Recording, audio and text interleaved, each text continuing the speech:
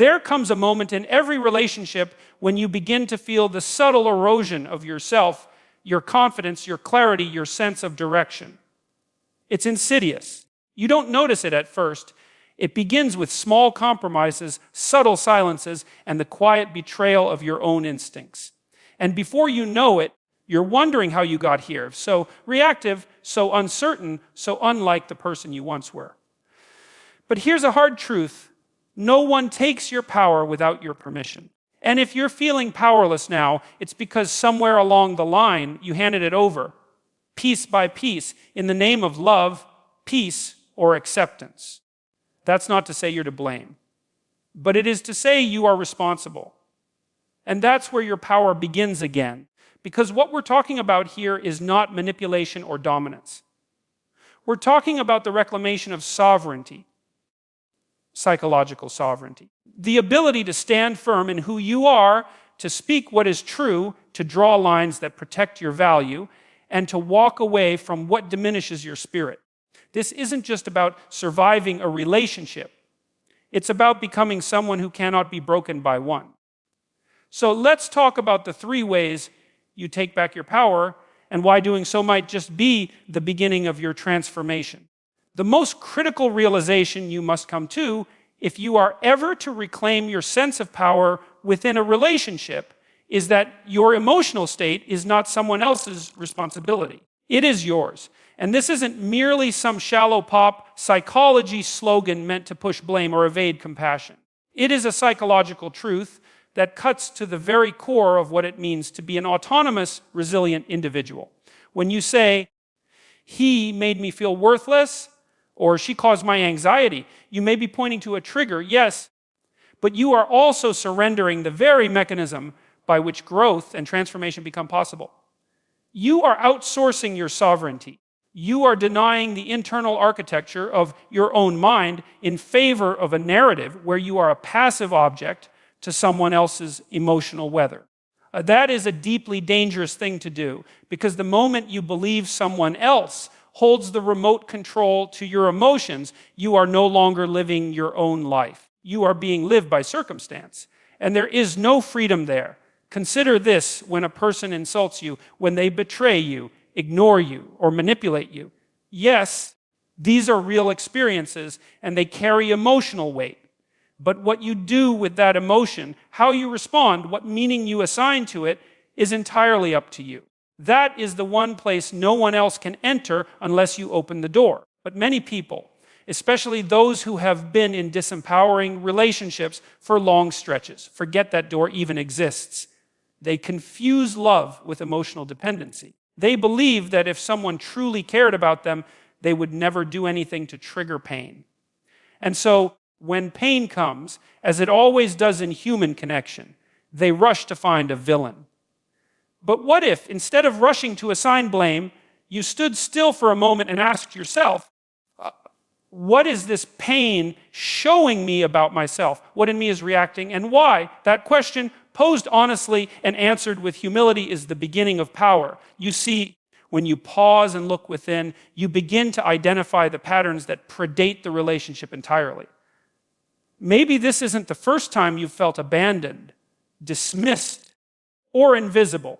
Maybe this wound has a long history and your current partner has merely triggered a chapter, not written the book. That distinction matters. Because if someone else authored your entire story, then you have no agency. But if this is your story, then no matter how painful the plot has become, you have the pen in your hand. You are not just a character.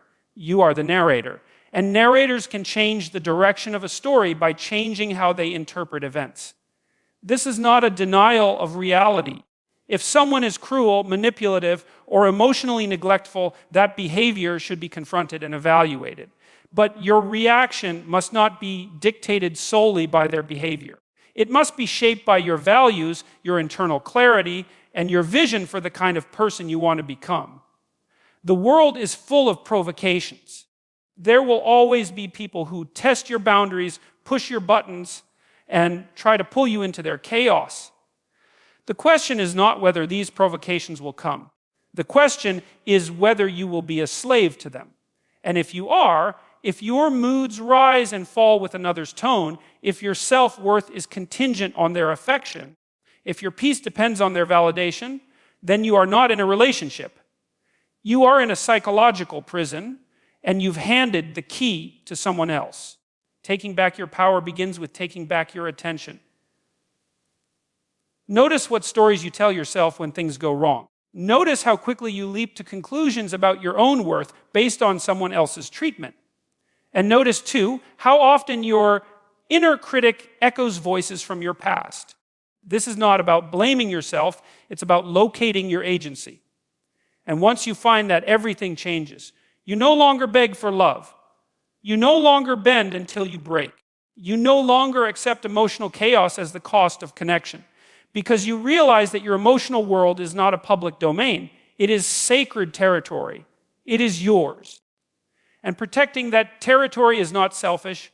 It is necessary. Only when you govern yourself can you fully, freely, and fearlessly engage with another. And that is what true power looks like, not control over others, but control over yourself. To reclaim your power in a relationship, you must learn to set boundaries without apology, without guilt, and without the compulsive need to explain yourself into emotional exhaustion. Boundaries are not walls built to keep people out.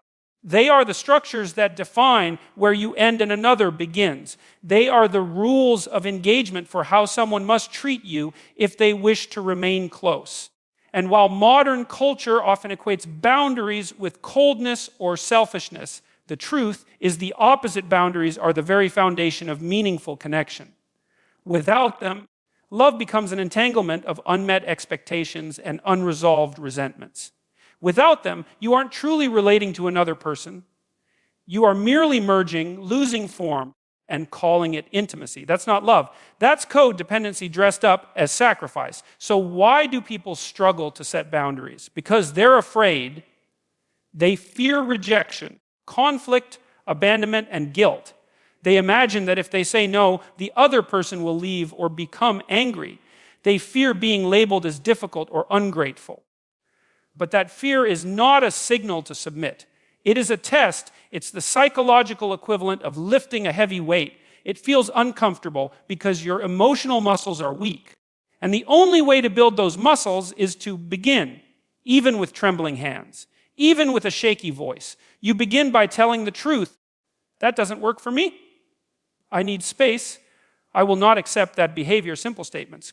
Clear, direct, and terrifying because they risk a shift in the dynamic. But if a relationship depends on your silence, your compliance, or your discomfort, then it's not a healthy relationship.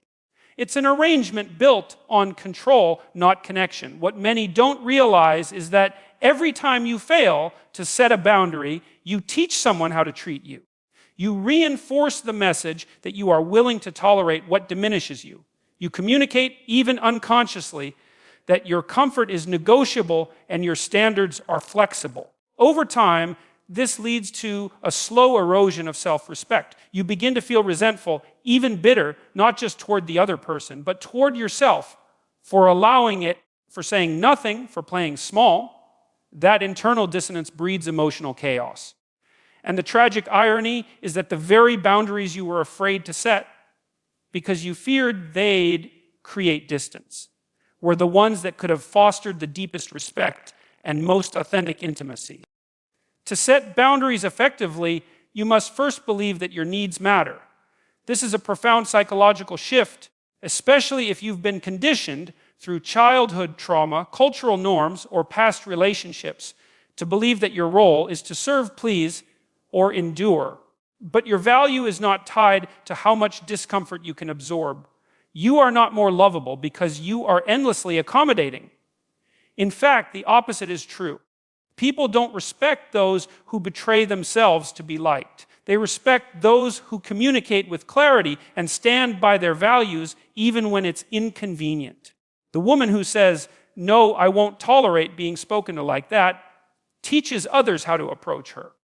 The man who says, "I need time to think," asserts his mental autonomy. These aren't acts of hostility.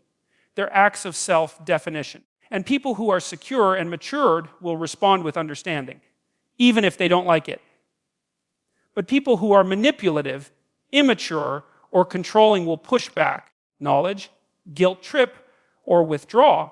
And that's where your power is tested most. You must become willing to lose a relationship that requires you to lose yourself. That is the crucible. That is where your real character is forged. Because in those moments when the other person is upset, when they challenge you, when they call you selfish or cold or overly sensitive, you will be tempted to fold, to retreat, to apologize for simply protecting your emotional integrity. Don't. Hold the line. Not because you want to hurt the other person, but because you refuse to continue hurting yourself. Boundaries are not meant to make others comfortable. They're meant to keep you sane, grounded, and intact. And as you practice this imperfectly, perhaps clumsily at first, you'll begin to notice something extraordinary. You will stop fearing confrontation. You will stop second-guessing yourself. You will stop walking on eggshells. Because you will know deep in your bones that you are no longer at the mercy of someone else's moods, opinions, or approval. You will know that your presence in a relationship is a choice, not a surrender. And from that place of inner authority and self-respect, you will engage with others not from neediness, but from strength. That is the essence of power. Not control over others, but clarity within yourself. And no one can take that from you unless you let them.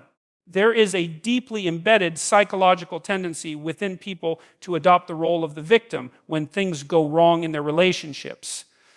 It's a posture that seems safe, even comforting. When you place yourself in the position of the wronged party, you gain immediate emotional leverage. You garner sympathy, internally and externally. You get to say, look what they did to me. And yes, perhaps you were mistreated. Perhaps you were lied to, neglected, or taken for granted. These are not illusions. They are real, painful events. But even so, the question remains, what are you going to do about it? Because unless you want to stay stuck in the same psychological loop of suffering, you will eventually have to abandon the narrative of helplessness. You will have to choose something far more demanding and far more transformative. You will have to choose to become the hero of your own story. The role of the hero is not comfortable. It's not easy. It demands responsibility, not blame. It asks you to stop waiting for someone else to fix what's broken and instead confront the internal chaos that you have avoided. This is not about self-condemnation. It's about truth. If you are constantly hurt in relationships, if you consistently choose people who do not value you, if you remain silent when you should speak, then you must examine the part of you that permits that pattern. And that is terrifying, because it means you are not just a passive recipient of pain, you are a participant in your own suffering. Not consciously, not maliciously, but nonetheless actively involved. That's not something most people want to hear. But if you want to reclaim your power, you must hear it. You must wrestle with it. And you must be willing to change. The truth is, being the victim is easier in the short term. It allows you to stay where you are. You don't have to risk confrontation. You don't have to leave. You don't have to speak the uncomfortable truth. You can just stay emotionally paralyzed, spiritually stagnant, and tell yourself that it's all someone else's fault. But in doing so, you surrender your autonomy. You trade your capacity for growth for the illusion of safety. And what's worse, you begin to internalize the belief that you are powerless to change your situation. That belief is a psychological death sentence. Because once you believe you have no power, you will act as if you have no power. You will tolerate the intolerable. You will rationalize the irrational. You will shrink your life to fit someone else's limitations and call it compromise. Stepping into the hero role, on the other hand, is an act of immense courage. It requires you to stand in front of the mirror and say, no one is coming to save me. I must become the person who saves me. That means accepting that pain is part of growth. It means understanding that your past does not determine your future unless you allow it to. It means taking radical responsibility for your thoughts, your choices, your reactions, and your life trajectory. And perhaps most importantly, it means telling the truth, not just to others, but to yourself. The truth about what you feel, what you want, what you fear, and what you can no longer ignore. When you stop playing the victim and embrace the role of the hero, everything begins to shift. You no longer wait for someone else to validate your worth. You build a life that reflects it. You no longer settle for breadcrumbs of affection. You demand full, reciprocal connection. You no longer excuse abuse or neglect as normal. You see it for what it is and act accordingly. And you stop explaining your standards, justifying your needs, or minimizing your boundaries for the sake of keeping someone else comfortable. Because you realize that your life is your responsibility, not your partner's, not your parents', not society's, yours. There is nothing more powerful than a person who has chosen to face their pain instead of avoiding it, who has chosen to heal instead of blame, who has chosen to act instead of wait. That kind of person is dangerous, not in a malicious way, but in the sense that they cannot be manipulated by guilt or controlled by fear. They are emotionally self-sufficient. They are psychologically resilient. And they do not stay where they are not respected. They don't need to beg or bargain for love because they love themselves enough to walk away if necessary. You may not be there yet. That's okay. Power is not reclaimed in a single act. It is taken back moment by moment, decision by decision, truth by truth. It is built in silence, in solitude, in the hard inner work that no one sees. But if you stay with it, if you refuse to return to the comfort of the victim role, one day you will look back and see that you have become someone unrecognizable, stronger, wiser, freer. And that is the person who cannot be broken by any relationship, because they are no longer defined by one. One of the most revolutionary acts you can engage in within a relationship is to rediscover and reassert your individuality. It sounds simple, even obvious, but it is one of the most neglected practices in the lives of people who feel disempowered in love. Far too often, people dissolve into the relationship. They begin to adapt, accommodate, and adjust until they no longer recognize who they were before they fell in love. They trade in their hobbies for their partner's preferences. They exchange their routines for someone else's convenience. And slowly, sometimes imperceptibly, they lose touch with their own identity. It doesn't happen all at once. It's death by 1,000 compromises. And yet, by the time the relationship hits a crisis point, you hear them say things like, "I don't even know who I am anymore," or "I gave everything and got nothing in return." That's not just a romantic tragedy, it's a psychological warning. Because if you abandon yourself to keep someone else, you don't have a relationship. You have self-erasure masquerading as devotion. To reclaim your power, you must reclaim your sense of self. And that means going back to the place where you left yourself behind. Who were you before the relationship? What did you love? What were your goals, your passions, your convictions? When did you stop dancing, painting, reading, writing, praying, running, building? When did your days stop being defined by meaning and start being dictated by someone else's moods? These are not sentimental questions. They are foundational. Because your strength in a relationship comes not from how much you can sacrifice, but from how much of yourself you can retain. Love does not require you to abandon your mission. It demands that you bring your full self to the table so that what is shared is rich and real, not empty and dependent. The tragedy is that many people confuse enmeshment with intimacy. They think that being Owan means losing all distinction. They interpret closeness as a kind of fusion where boundaries blur and roles collapse. But intimacy without individuality is suffocation. It leads to resentment, emotional volatility, and chronic dissatisfaction. And worst of all, it produces a lopsided dynamic where one person becomes the center while the other orbits endlessly, hoping to be seen. That is not mutuality. That is imbalance disguised as love. And it will drain you year by year until you are a stranger in your own life. You must understand this clearly. The more rooted you are in your identity, the more stable you are in your relationships. When you know who you are, you don't beg for attention. You don't chase affection. You don't meld yourself to fit someone's fleeting preferences. You show up whole. And when you do, you send a message, not just to your partner, but to yourself, that you are not afraid to take up space. You are not afraid to be different, to have needs, to walk your path. And that's when real connection becomes possible. Because connection is not created through merging. It is forged through the meeting of two whole individuals who choose each other, not out of need, but out of clarity and respect. So how do you begin this process? First, by reclaiming time.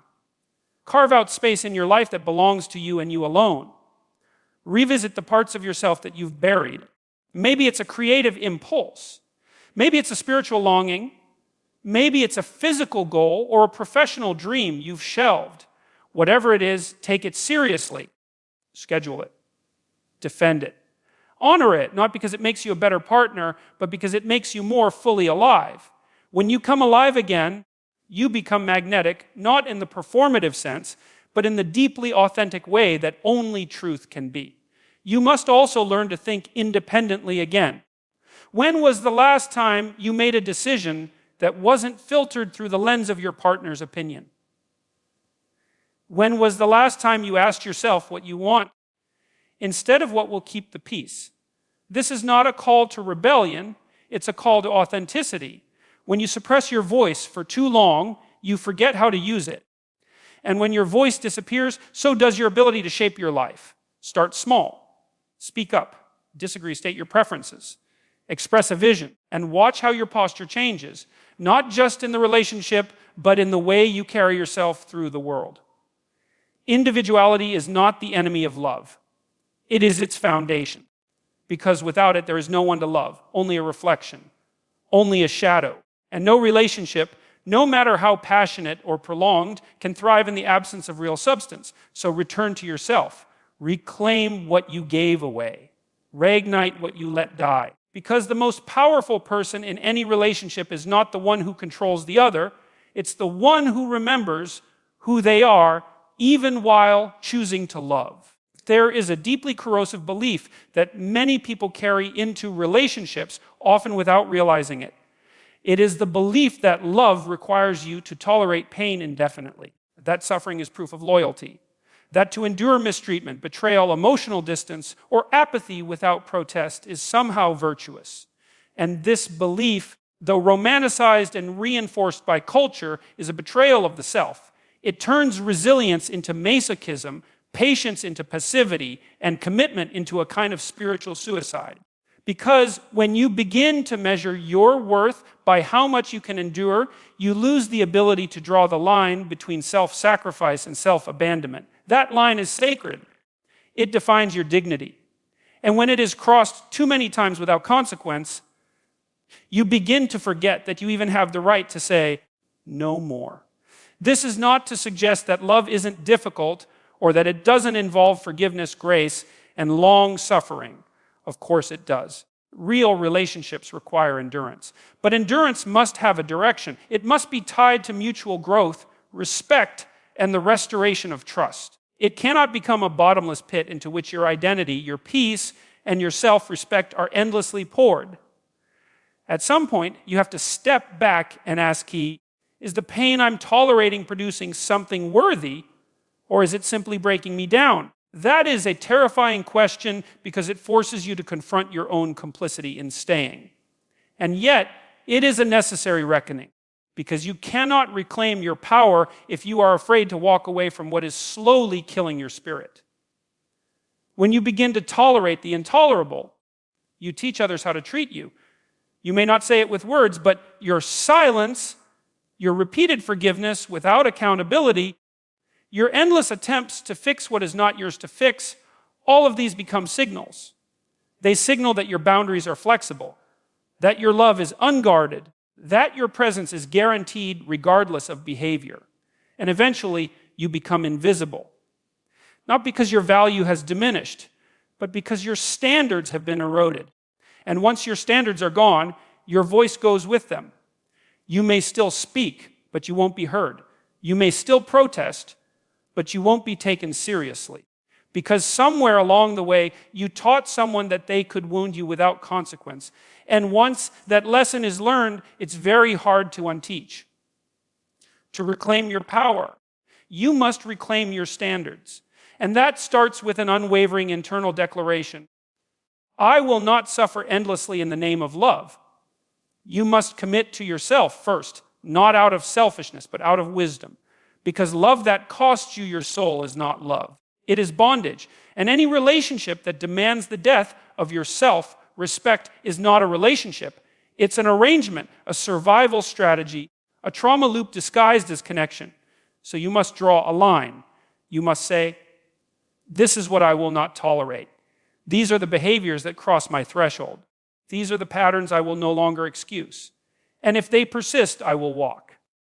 Not threaten to walk. Not fantasize about leaving, but actually go if necessary, because your word must matter to you first. If it doesn't, it will never matter to anyone else. There is a quiet kind of strength in this stance.